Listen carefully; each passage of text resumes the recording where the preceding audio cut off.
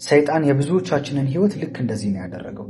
በጣም የሚገርማችሁ ነገር ይሄ ፈረስ ከዚህ በፊት አፉ ላይ ልጓም ተደርጎለት ለትራንስፖርት አገልግሎት ነበር የሚውለው እና ምን አደረጉ? ለጥናት ይህንን ፈረስ ምንም አይነት ልጓም ሳያስሩበት ዝም ብለው በእንቅስቃሴ ብቻ ልጓም እንዳረጉበት እንዲሰማው አደረጉት። ከዛ እዚህ ጋር እንደምታዩት ምንም አይነት ልጓም ሳይታሰር አፉ ላይ ምንም ነገር ሳይኖር፣ ነገር ግን ልጓም እንዳረገች አድርጋ ወደፊት ስትሄድ እሱ አይምሮ ውስጥ ምንድነው ያለው? ልጓም ተደርጎብኛል የሚል ዕውቀት ስለሆነ እየተከተላት ይሄዳል። ስትሮጥ አብሯት ተከትሏት ይሮጣል። እሱ የሚያውቀው አፉ ላይ ልጓም እንደታሰረበት ነው፣ እንደታሰረ ነው የሚያውቀው። እና ኢቭን እላዩ ላይ ራሱ እንደዚህ ወጣ ልክ ገመድ እንዳሰረ ሰው ወደ ኋላ እጇን ስታንቀሳቀስ ልጓም እንደተደረገበት አስቦ ፈረሱ ይንቀሳቀሳል። ልክ እንደዚህ ነው ሰይጣን ያደረገን። በፊት የነበረን ህይወት ነበረ፣ በጨለማ ህይወት አገዛዝ ስር ነበር። ህይወታችን ፌል የሚያደርገው በጨለማ ስር ስለነበር ነው። አቅም የምናጣ የነበረው በጨለማ ስር ስለነበር ነው። የውድቀት ማይንድሴት የነበረን በጨለማ አገዛዝ ስር ስለነበር ነው። ጌታን ካገኘን በኋላ ግን እነዚህ ነገሮች እኮ ቀርተዋል። የውድቀት ህይወት የለንም፣ የድካም ህይወት የለንም። ሁልጊዜ ጠንክረን በርትተን እግዚአብሔርን እያመሰገንን ህይወታችን ከጊዜ ወደ ጊዜ እየተቀየረ እያደግን ከክብር ወደ ክብር እየተቀየርን እንድንኖር ነበር የተጠራ ነው።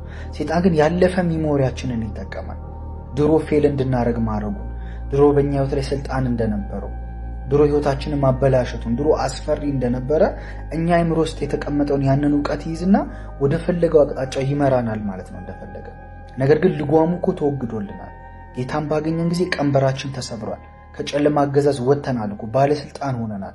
ኢቨን ሰይጣንን እንድንረግጠው እባብና ጊንጦን እንድንረግጥ እኮ እግዚአብሔር ስልጣን ሰጥቶናል። ነገር ግን ሰይጣን እንዴት አድርጎ ነው እኛን አታክ የሚያደርገን የሚያጠቃን ካላችሁ ግን አይምሯችንን ተጠቅሞ ነው። ልክ እንደዚህ ፈረስ ልጓም ያለብን ይመስለናል። አሁንም እንደታሰርን ይመስለናል። አሁንም ከራሳችን ፈቃድ ውጪ ሌላ አካል እንደፈለገ እንደሚመራን ነው የምናስበው።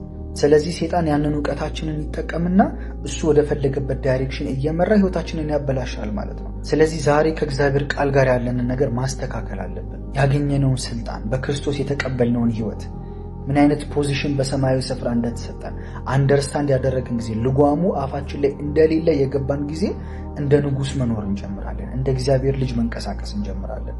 አለበዚያ ግን አሁንም ስቲል ድሮ በዓለም እያለን ድሮ በጨለማ አገዛዝ ስር ባለን ማይንድሴት የምንንቀሳቀስ ከሆነ ዛሬም ሰይጣን ህይወታችንን አታክ ያደርጋል። ዛሬም ሰይጣን ህይወታችንን ለመብላት ይንቀሳቀሳል ማለት ነው። ዛሬም እየሸወደን መንገዳችንን ያበላሻል ማለት ነው። ስለዚህ ከእግዚአብሔር ቃል ጋር ያላችሁን ፌሎሺፕ አጠንክሩ።